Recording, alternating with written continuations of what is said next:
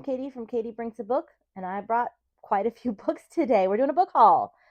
This is something that I don't do very often because I don't get a bunch of books at one time. I use my library a lot. If I do get books, it's like one or two at a time typically. But something kind of different I got to do yesterday, so I got quite a few. My shirt today is Broccoli the Fierce in honor of my little fierce kitten, and my sister gave this to me. And so I wanted to tell you about it. So my husband is like the best book husband in the world, and you'll hear me talk about Mr. Brings a Book quite a bit. But I have been waiting for the Tarpon Springs Book Festival for like 6 months in Tarpon Springs, Florida. I've been so excited for it.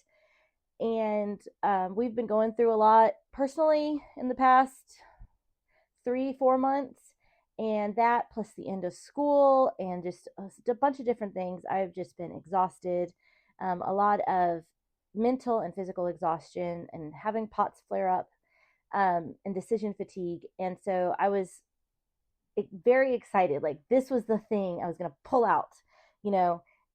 But we haven't had a ton of money, and so I didn't expect to go buy a bunch of stuff. I was just going. I didn't know many people that were going to be like the authors that were going to be on the panels. So I wasn't really like gung ho about the panels. I was just going to vibe, book vibe at the book festival. And I love Tarpon Springs, and I love that area. I used to live down in Clearwater, St. Petersburg area. I was just excited. And so my husband, my sweet husband, surprised me a few days ago and said, "Hey, babe, I haven't told you this. I know that, we're trying to save money, but I have been putting money aside for months for you to get a bunch of books this weekend, and to get what food you want and just to really relax. I'm going to drive so you can read all the way down, read all the way up, do whatever you want, sleep if you need to. Sunday, we have no plans. You just rest," because he knows with my pots that a big day can wear me out. And that's what we did. It was also Independent Bookstore Day, and we always, whenever we go somewhere, go to the local independent bookstore. So yesterday we went to the Tarpon Springs Book Festival, which I will talk about. Then we did go to one of the panels, the YA panel, which ended up being phenomenal. Found 4 authors that I love, bought several of their books. I'm sad I didn't buy the last person's book, plan to buy it, and got somebody else's book, an indie author, visited 2 independent bookstores, and then we got back home. We missed our independent bookstores, so he took me to Barnes and Noble, and we got more books. And then I went to book club. It was just the most fabulous day. And then today I woke up, and if you have a chronic illness like I know, like I do, you know that days like that just drain you, and you have to rest for a day. And so I am exhausted, and I woke up with a cold, so if I sound a little different, but it was amazing. So I'm going to talk about some of the authors and vendors and merchandise that I got, highlight some of the different places that we got from, and show you some awesome books from some local authors, not local authors, vendors that I really want to talk about, and local independent bookstores. Well, not super local to me anymore, but the places we went, because I'm so excited about these books and this merchandise. So we're going to dive in. First of all, I want to talk about the merch I got, because I say merch, but like the goodies I got before the books, because the books I'm excited about. I got stuff from, if you can see, Jalix Designs. She has the cutest stuff, y'all. Her shirts, I wanted every single one and I couldn't, but I did get this really cute sweatshirt. My husband's like, "Why do you need sweatshirts?" Which is true. I'm always cold. So I got this sweatshirt, and it says Booktrovert on it with like coffee and glasses. I do wear glasses, just not while filming. So glasses and books and coffee. So I got this cute sweatshirt from her. And a little annotation kit, because I do annotate some of my books, and I needed some new stuff. And this is why I started with this, because I got a blind date with a book, and I wanted to open it on camera. My husband did good. I was like, "I really want a blind date with a book." Go for it. That was his answer all day. Okay, so most of the time with blind dates with the books, especially thrillers, I can be like, I know that one, read that one, know what that is. This one stumped me. And then I went to book club, and my other thriller reader, it stumped her too. So we have no idea what this is.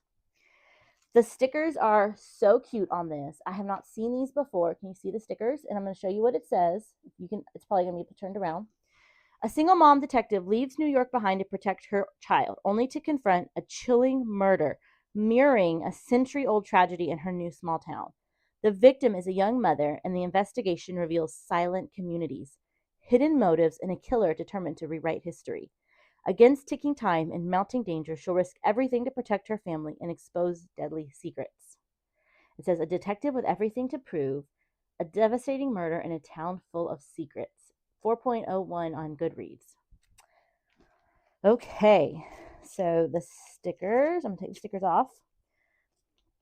These are some cute stickers, y'all. And they like color coordinated all their blind dates with the book. They were so cute. So many places don't do thriller blind dates with a book very much. And so I love that they had those. Okay. And then it comes with so many books, so little time. You're going to see me I collect bookmarks. Like I collect them. So I love the bookmark. Ooh, berry jam tea. I like tea. Okay. Let's see what's inside. I have not heard of this book. I'm so excited.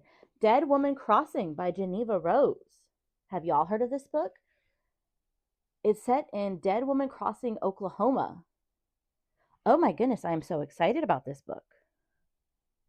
Haunted by a serial killer she never caught, Detective Kimberly King leaves her job in New York and relocates to the sleepy town of Dead Woman Crossing, Oklahoma. Kimberly is called to the scene of a terrible crime. Her friend Hannah, a single mother, has been brutally murdered. Her 1-year-old daughter is the only witness. Kimberly can't ignore the similarity of Hannah's death to that of Katie James, a young woman who was murdered in 1905 on the banks of the same twisting creek. Dead Woman Crossing is named after her, and it seems someone is drawing inspiration from the crime. Could this killer be a copycat? I've never heard of this book, but this is like the perfect book for me, at least. Like, this is like right up my alley. By Geneva Rose, the perfect author of The Perfect Marriage. How have I not heard of this? I am so excited for this book. Okay, so y'all go check out Jalix Designs on Instagram. I've added her on Instagram. If you go to my Instagram, you can find her my followers too. Super cute stuff. Also, their library, Pinellas County Libraries, by the way, y'all, set the standards for libraries. Their library was giving out these cute little foldable fans and these little notebooks and like all kinds of other stuff. But this is what I got. And then we went to a local bookstore, but I'm going to hold off on the merch I got from the bookstore till I get to their books. So now I'm going to start my book haul with, I'm going to start with some of the authors that I saw, and I'm going to start with my YA panel. So the one person on the YA panel that I did not get was Vanessa Multidon. I have already added multiple of her books to my TBR. And I will be requesting that my library gets all of these YA authors. And I plan to probably get at least one of her books because they sound fantastic. And I didn't buy one, and I literally on the way home was regretting not buying one of her books because I don't know why I didn't, but they sound great. She does Hispanic American from different countries, and she does romance, and she does a little bit of like, I don't want to say horror. Just go check her out. It sounds great. Vanessa Meltedon. She's fantastic. Also, my Instagram, I've tagged all of these authors on my Instagram page. It's the same, Katie Brings a Book. Go check them out. Okay, now on to the books I do have. So the first one, or the first two, are from the moderator. Sorry. Of the YA panel that I went to. I'm going to share those from the panel. I had never heard of her, but she is just the sweetest lady. We ended up talking about my classroom and my students, and my question was about like my students in my classroom and YA and book banning, and it was just hearing from these YA authors about what YA, what young people are facing and the book banning that they're facing. It was just such a neat experience. But these books look fascinating and really interesting. I think that these books are going to be really good. I'm going to check them out and probably put them in my classroom. It looks right up my students' alley. I'm looking forward to reading them. The author is Annette Masters, and these are her two books, Dragonfly Downs and The Hennessy Lie. And she gave them to me for my classroom. And she just is such a, like, I can just tell, some people you can just tell they're just such a special person. This lady is just seems like such a special lady. You can find her at Annette Masters Books on Instagram. Go follow her. She talked about how she's starting a writing course for young people in her community with one of her friends just for free, just to encourage young writers. You can just tell her passion for writing and that she's just a really special person. So go follow her. Now, the next person um, is Jenny Meyer Sane. You can see also on Instagram. Ring light's messing with me. One Last Breath. And this is the book that, first of all, got me interested in the YA panel because I was looking just at the books that they had out for the panelists. And I was like, this looks really interesting. And it's featured in like a small town um, set around Springs, which is where like I've lived, and I found it interesting. People don't think about that part of Florida. They think about like the beaches in Miami, but the part of Florida that is the springs and the small towns would get forgotten a lot. And so this is a thriller. I haven't got to like the supernatural part, but she says it's like got some supernatural in it. So it's a YA thriller, One Last Breath by Jenny Meyer Sane. Um, Set in the fictional Mount Orange, Florida, but based off of a bunch of different small towns. Is famous for two things. It's freshwater springs, ideal for free divers who aren't afraid of lurking gators. And we really aren't that afraid of lurking gators. We swim in the springs and see gators, and we just kind of whatever. And you're taught what to do about gators from the time you're like 3 or 4. And the gruesome cold case murders of best friends Bailey and Celeste. And so, actually, this is the book I picked up this morning to read. My husband and I did my TBR cards, and it led to this book, and I'm actually really enjoying it. And these authors did sign all these books for me. And then the other one I got from the panelist is A Wild Radiance by Maria Ingrid Mora, also on Instagram. If you can see, this is genre bending. And she was describing it, and I was like, the more she described it, the more I had to read it. And I saw it on the book on the table, and I was like, that kind of looks interesting, but I don't know what exactly it is. Well, the more she described it, I'm like, I still don't know what it is, but I've got to read it, right? Like, I don't I don't know what it is. Um, so it's fantasy, industrialism, class revolution, queer YA, sacrifice. Like, I don't know. I don't I don't know what this is. It's called A Wild Radiance. Romantic fantasy adventure about an oligarchy state on the verge of magic industrial revolution.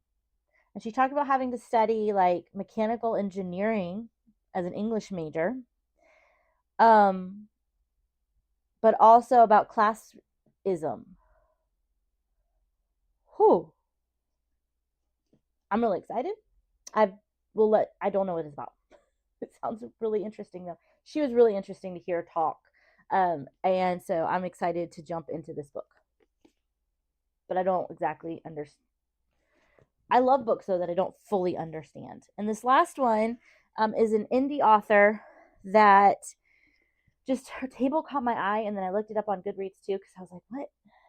Just kind of catches my eye, and I was just like, I have to get that book.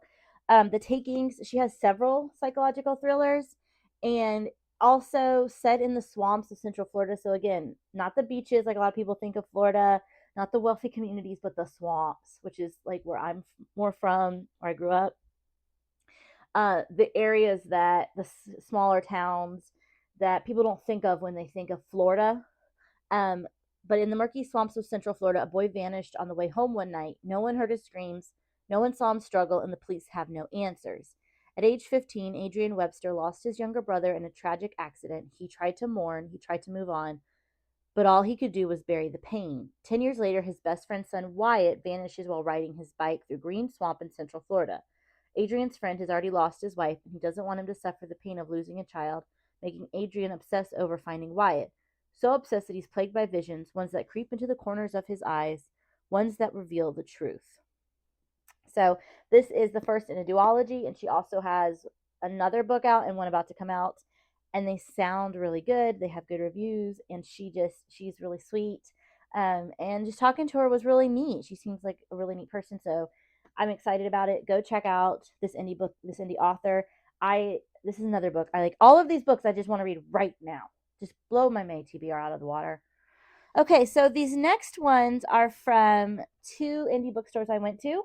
Um, One is the Gilded Page, and they are in Tarpon Springs, and they were the host of the Tarpon Springs Book Festival. I have been to them before and really loved them. They're very, like, it's this beautiful brick building and this very neat, cozy, kind of just, I don't know how to describe it, but it's a really neat bookstore. And they were the host for this day. And so the first two books are from the Gilded Page bookstore. Go check them out on Instagram. Check them out if you're around Tarpon Springs.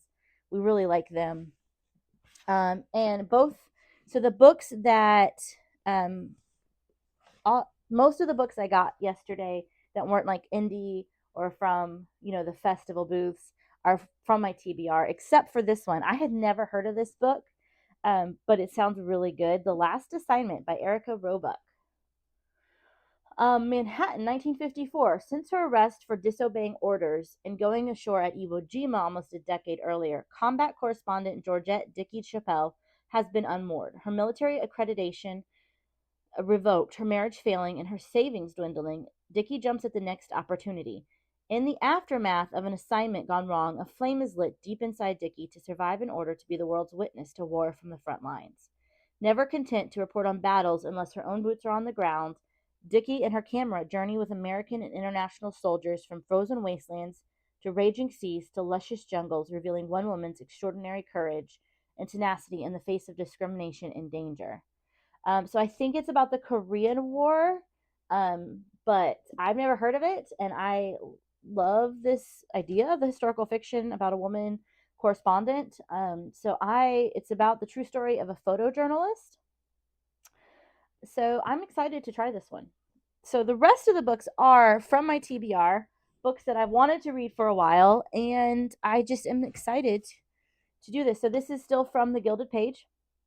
And this one's also been on my TBR for a while, and it's Finders Keepers by Natalie Borelli. When Rose walks by a bookstore and discovers the crime she thought she'd buried, it is now splashed across the pages of a best-selling novel she knows her carefully constructed life is about to unravel. The author, Emily Harper, claims the story is fiction, but Rose knows better.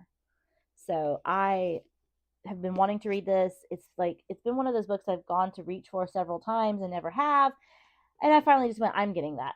So I did yesterday at the Gilded Page in Tarpon Springs.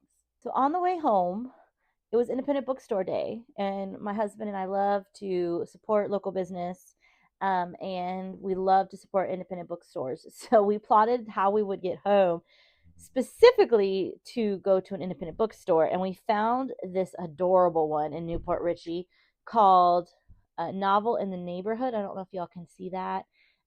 Find them on Instagram. Also, I loved these glamnetic nails I wore. I only wear glamnetic nails on my fingers. And these I thought were perfect for like a book day, kind of fantasy. Anyway, back to a novel in the neighborhood, and in Newport Richey. Check them out. Find them on Instagram. Super cute bookstore. Really good selection. And they have like an area, a lending game lending library. They have books. They have puzzles. I was very impressed by their selection there. Super sweet. Go find them out. But they have a really good bookmark selection. Again, I collect bookmarks. I found this one. It says all I want in life: 1, books; 2, a comfy chair to read books; 3, money for books; 4, bookmarks; 5, a man who reads books; 6, time to read books; 7, shelves for books; 8, tea to drink while I read books. I would say coffee for me, but it's okay. 9, books; and 10, and maybe more books. My husband found some really neat things that he has really gotten into as well there. So they obviously very well curate their store, and I was very impressed by them. So what did I get there? I got some books that I have been have been wanting to get for a while. And okay, so this first one, you're going to look at me and say, how have you, a book person, not read this book yet? I'm ashamed to say I don't know. I don't read a lot of super popular books. I mean, I do. Okay, I take that back. I don't know how I haven't read this book yet. It's been on my TBR for 1,000 years. But I have it now, and I plan to read it ASAP. The Lion Women of Tehran. The ring light sometimes. Okay, The Lion Women of Tehran by Marlon Kamali. I don't know how I haven't read it yet. I love the paperback cover on this. And so I got it, and they had it, and I got it, and I'm excited to read it because everybody raves about it, and I'm excited to read it. I don't know how I haven't read it yet as a book person. This next one is an auto by author for me who has not let me down. Well, I take that back. There's been one of her books that I have not loved, but it's one of her older ones. This one I have been waiting at the library, have wanted to buy it and just couldn't. And yesterday, again, my husband spoiled me all day, so I saw it and I just went, and I told him, I was like, I don't think I'm going to get it. He's like, babe, just, you really, really want this. You wanted it. The library, sometimes our local library, they really do their best. But I really wanted the actual copy of this book. And it is Marie Benedict's Daughter of Egypt, one of my favorite all-time authors. So I am so excited to read her book. And soon she's doing another one with Victoria Marie Christopher, Pair of Aces. I will pre-order that one probably if I at all possibly can. Love her books with Victoria Christopher Murray. But Daughter of Egypt, I've been waiting so long for this book. It is about Evelyn Herbert, and she writes about real women in history and real women in history that you may not know a lot about. And I almost always end up teaching about the women I read about in her books.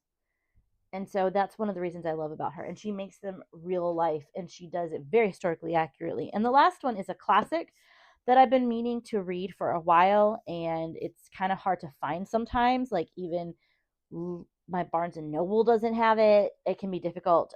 So Rebecca by Daphne du Maurier. I'm butchering that, and somebody's gonna come for me. So feel free to send me a video on how to say that.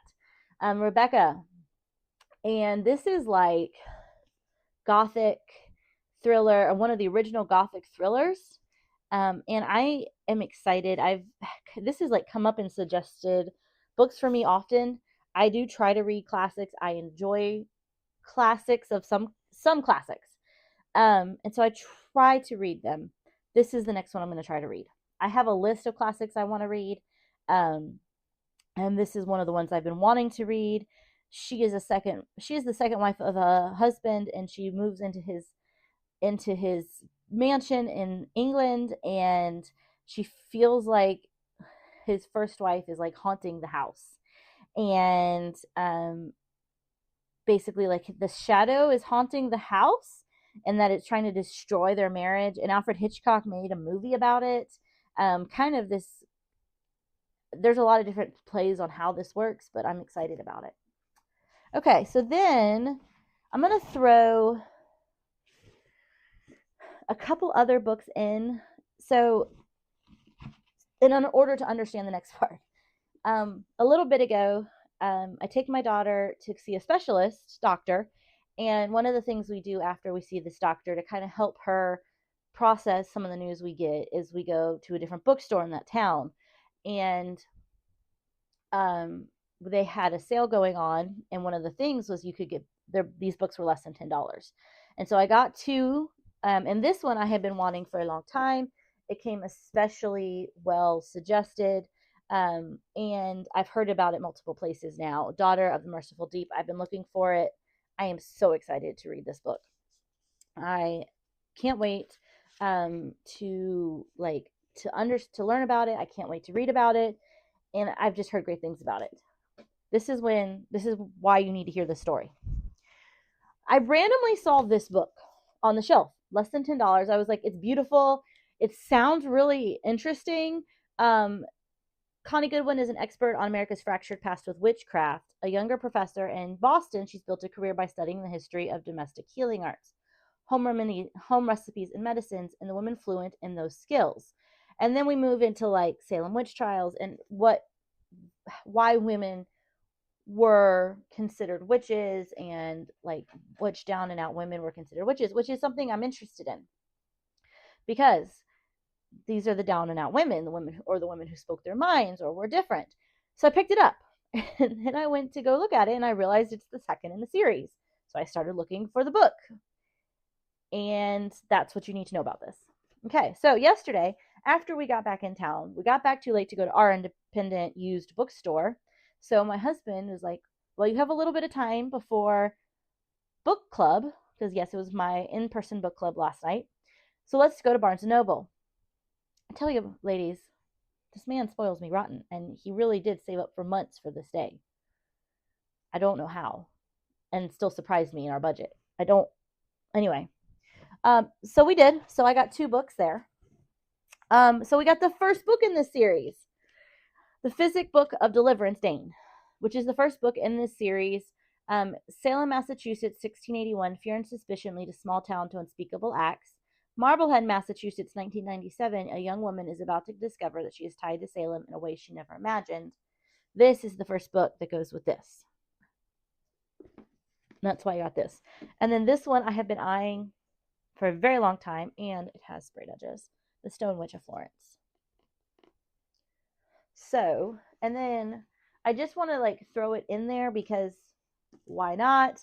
A book that I ordered a while ago came in, so I figured I'd just throw it into this haul because, I can. Was suggested by Carly at the Pastel Bookshelf. Highly suggested, but it's mainly only available in the UK. It happened to come on sale for $9. And she's like talked about it in multiple of her videos. I love her videos, and it sounds right up my alley. It's The Puppet Show by M.W. Craven. In this series, Carly has read like the whole series, suggests the whole series. It's about a serial killer and a civilian analyst, Tilly Bradshaw. And so I was able to get the first of the series, and so I figured I would just throw it into kind of this random haul I got going on. So that's my haul. I got a lot of books to bring places, and my May TBR that I so carefully created. May maybe in some might be mood reading a little bit some of these books. So anyway, remember, always bring a book.